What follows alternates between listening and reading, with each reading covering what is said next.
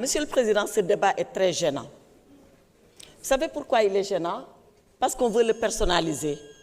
On veut penser que ce que nous avons dit concerne le Premier ministre Ousmane Sonko. Non, ça concerne le Premier ministre du Sénégal, qui qu'il puisse être. On ne légifère pas pour une personne.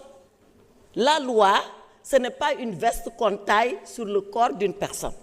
Elle est impersonnelle, elle est permanente. Qui qu'il puisse être, le Premier ministre du Sénégal, nous avons souhaité qu'au minimum, une fois par mois, qu'il vienne ici et qu'il réponde aux questions que les députés pensent pouvoir lui poser. Ce n'est pas la personne du Premier ministre Ousmane Sonko qui est en cause, c'est la loi que nous voulons générale et impersonnelle. Et c'est la raison pour laquelle nous pensons que si nous voulons être cette assemblée que nous voulons incarner, nous devons au minimum laisser la loi en l'état. Et c'est sur ça que nous nous sommes entendus. Donc nous sommes un peu gênés de voir que cette disposition-là a connu une évolution sans qu'on en soit informé.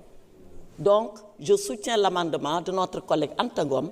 Nous voulons que la loi reste en l'état, qu'elle concerne le Premier ministre du gouvernement du Sénégal, qui qu'il puisse être, et qu'on évite de personnaliser les débats, parce que ce n'est pas une personne qui est en cause, c'est la loi et c'est notre travail de député. Je vous remercie.